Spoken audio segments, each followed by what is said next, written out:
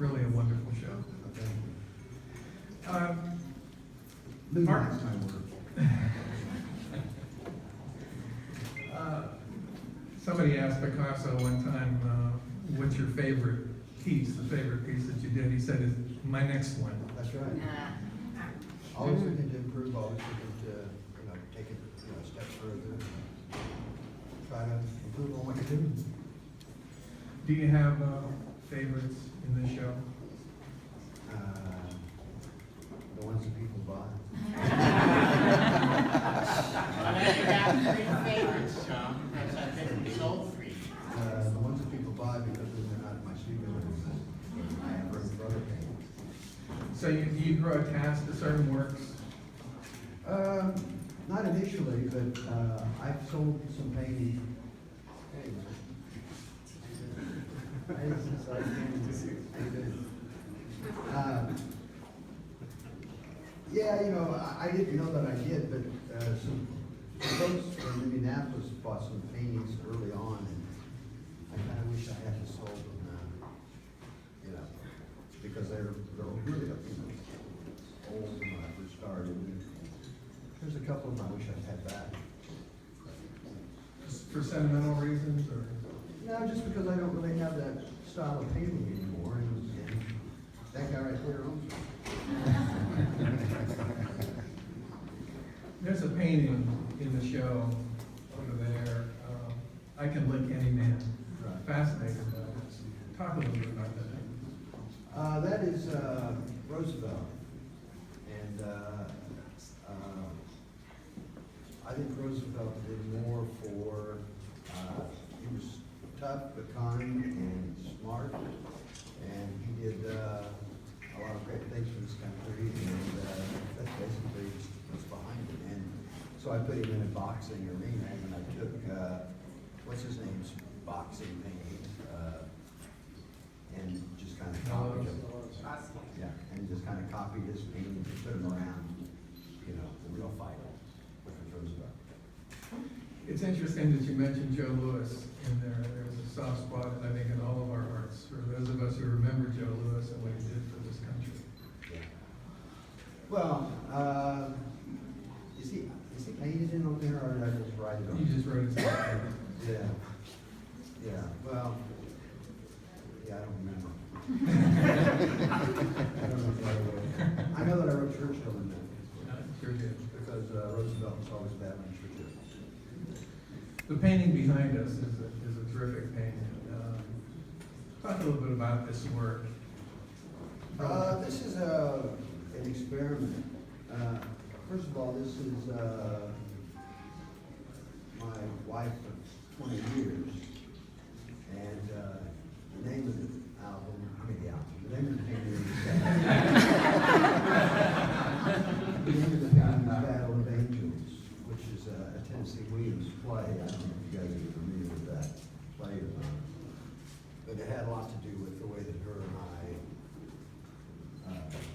coexisted and lived, and plus it's a different type of painting. That is really photographs blown up really, really big, and then I painted the photographs, and that's why it looks so much different than everything else. I only did 2 of these things because they're really a pain in the can.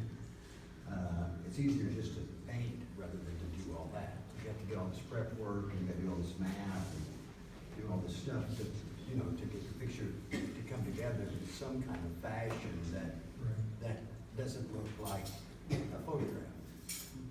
So it appears to be an oil painting, but it's not. But it is, but it's a whole bunch of different things happening. And there's house paint on that painting, there's spray paint on that painting, there's oil paint on that painting, paint stick, all kinds of stuff. To come up with that painting. How long have you been painting seriously? Seriously, 1987, 86, I guess. I had been on tour for a long time, and I needed to get away from people, and so I just started, and I came here to New York, and I studied for a couple of weeks with a guy named David Patel at the New York Art Student League. He taught me a lot of just rules that you have to not rules, but, you know, how to paint dark to light. Because, you know, most people, that when they first start painting, don't understand dark to light, so. It took me a while to get it too. So, yeah, that's how. In terms of the, of influences on you, what were the influences as far as your art is concerned? Well, you know, I went around, I kind of, you know, when I was on tour in Europe and places, I would go, make a point to go to all the museums I could, and kind of taught myself art history. But when I discovered Beckman and Otto Dick and German expressions, then it was like, it really connected with me in a way, because, you know, I don't have a lot of patience. You know, I'm like, I couldn't do it like a little teeny painting, and it's just driving me crazy. So I have to, you know, paint fast, make mistakes, correct, paint fast, make mistakes, correct. And I told somebody earlier, as I was doing an interview with somebody, and I just said, you know, she said, what's the difference between writing a song and doing a painting? There's not a painting in here that I couldn't keep working on. I could just go back and keep painting on it, because it's, oh yeah, that could be fixed. But when you make a record, you know, the record's done. You know, I had a song called Pink Houses, and every time I hear the last verse in that song, I want to kill myself. Because I was a young guy when I wrote it, you know, and I just kind of hurried to the last verse. And I could have been more poignant and more vague with what I was trying to say. If I could rewrite it now, I would. You know, I'd rewrite the last verse and it would be better. But, you know, so What would it be? What would that last verse be? I don't know. You know, I have to think about it. Well, I guess whatever the Chandler sends me, I suppose. But I think it would be more to the, it would make a better point to the song than it's being made. You mentioned that a blank canvas is a daunting thing. Explain that. Well, some people look at a blank canvas and they see opportunity, and for me, I look at a canvas and I see a problem. What am I going to do with this problem? You know, I have a problem with math, I have a problem with color, I have a problem with subject, I have a problem.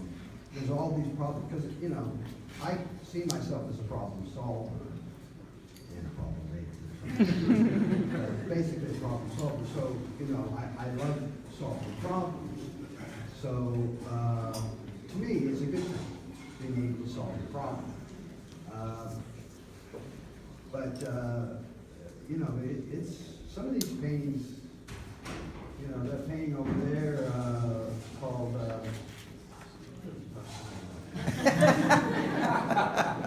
oh, Used People.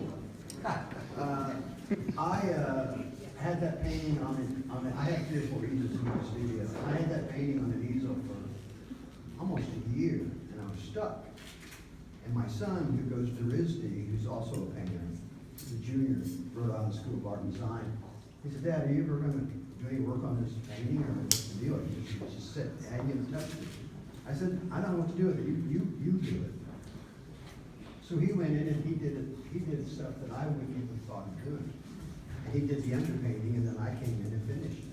The underpainting, you guys want underpainting, that's right. He just kind of roughed it in, you know, with, you know, very mute colors. There's no color to it, just shapes, and that's how you paint. You know, painting is not like drawing. You know, you don't draw, you just paint a shape and you correct and mold. It's like sculpting kind of, you know.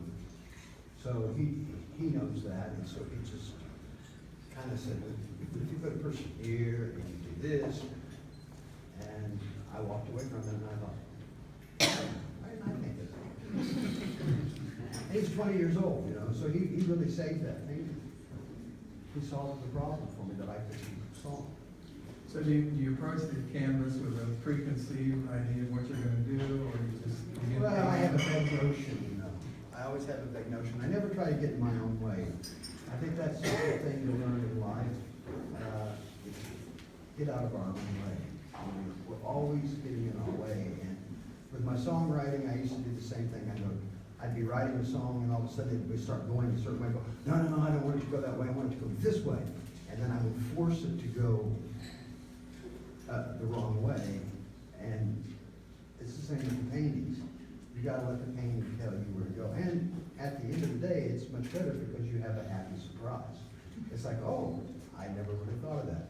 And I know you guys don't believe this, but when you're a songwriter and you're a painter and you write poems and you write books, most everything that I do is channeled to me. I know that you've heard that before and it sounds crazy, but as an older gentleman, it's channeled to me now. I really have nothing to do with it. I'm only the thing that it comes through. I don't even, everybody wants to say, what's this painting about? I don't know. I just painted it. The person who channeled it to me. When I write songs now, I don't sit down and go, I want to write a song about racism in America or gun violence. I don't do that. I just sit down and I start writing, and it comes from someplace outside of me. And I know that sounds crazy, but, and then I get done, and sometimes I go, thanks. Thank you for sending that to me. So I really don't know. I'm just like you guys, I'm guessing too. What the hell is that? You deal with injustice in the world, clearly in most of the words. Well, there's a lot of injustice in this world, huh? I mean, we live with it, we accept it, we ignore it, we act like it's not there. But there's a painting over there, and I wrote a song called Jim Crow once, and I said in the song, you call it what you want to today, but it's still Jim Crow, it's still a minstrel show, I mean, it kind of went from the cotton fields to the playing fields, right? But anyway, you cut it, it's still, certain people slavery for other people. They get paid more, but it's still slavery. And at the end of the day, they don't give a shit about what happened to you. All right, you're hurt, get out of here, production. So, But I learned about racism. I was in a band in the 60s called the Crepe Soul, and it was me and another white kid and 5 African American people, and they loved us on stage in 1966. It's when we walked off stage they didn't like us. It was like, the N-word came out, and you get these, and I was shocked, because we weren't allowed to say that word in my house. If you said that word in my house, you got asked it. I mean, it was that simple. And I never really understand why it was such a big deal, because everybody else in the town was using it. And then I saw my family tree, and my great-great-grandmother was black. So it was like, I get it now. So my grandfather came over from Germany and married a black woman, and so that's how I got into our family. I love the story about your grandmother, a person that really cared a great deal for you. Yeah, she's the only woman that ever loved me. Well, it's true, girls like to throw men, not wrong. But she stuck with me the whole time until she died. And I told the story 100 times, and some of you already heard it, so excuse me for my shortcomings of storytelling. But she was dying, she was 100 years old, and she called me up, and she said, she called me Buddy. She never called me John, she always called me Buddy.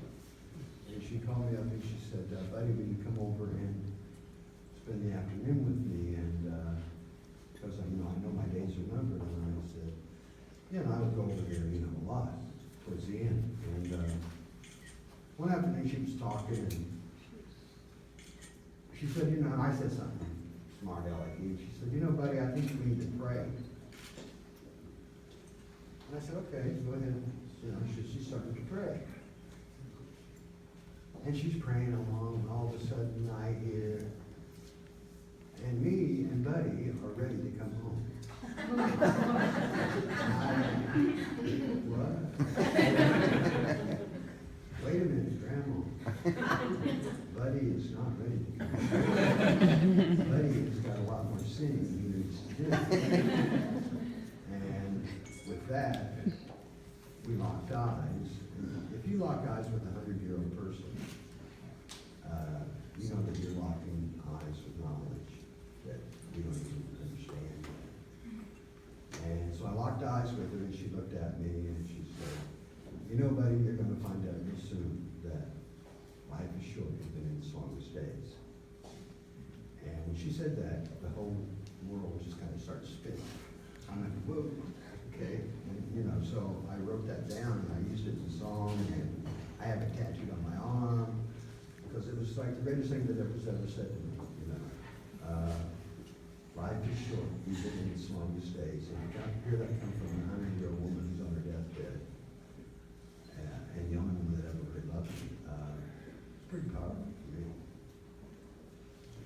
Nice lady standing over there asked me to ask you about the spark that makes certain people, gives them the ability to do what you do, not only in painting but also in music. It's an unusual thing. I don't think it's unusual at all. Anybody can become a songwriter, anybody can become a painter. It's just a matter of you put the time in. I mean, you know, if you would see my first paintings, and you may think this even today, right, you would wonder why he even continued. Why did he even pursue this? Because it's terrible. And the same goes for the songs. No matter what you think of the songs, the earlier ones were worse. No, it's just like, but you know, you keep going, you keep going. So anybody in this room can become a good songwriter if you really put the time in, but you have to put the time in. My last record, which is like my, I don't know, 27th album or something, shit like that. I wrote like 40 songs to have, you know, 10 presentable ones.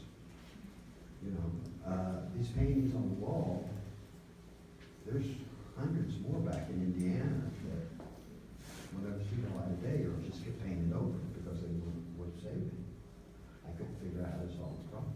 So, you know, it takes a long time to learn how to do this stuff. You've got this time in, just like, you know, whatever you do with your job, you know, you guys are there 8, 10, 12 hours a day working. Imagine if you just put that into, you know, okay, I'm going to write songs today for that many hours. And you do it every day. I'm going to paint. When I paint 12 hours a day for months on end, for 3-4 months, and then I won't paint for a couple of months. I'll come back and paint. Some of these paintings are, there's a painting over there somewhere that I know is 20 years old. I started 20 years ago. And I put it up, and I pull it out, and I put it up, and I pull it out, and kept working on it, and finally I abandoned it. Because the paintings are never done, they're just abandoned. So, did that answer your question? Jeffrey, Yes. how much time do we have? We have time, how much time now? Did we Yeah, get, y'all could start winding it up, you know, another. maybe a final thought about your exhibit? Maybe some questions. Questions? Let's just go straight to the questions. Let's just go straight to questions. Does anybody have any questions for John? Yeah, What's been the key to your success over the years? I don't, that's the key. I don't think about success. I don't care about money. I don't care about success. I don't care who likes it. I don't care who doesn't like it. I do all this shit. How about the use of text? Could you say something about, like, it's in the Bible, there's different kinds of graffiti almost looking stuff. Can you say something about the text you use?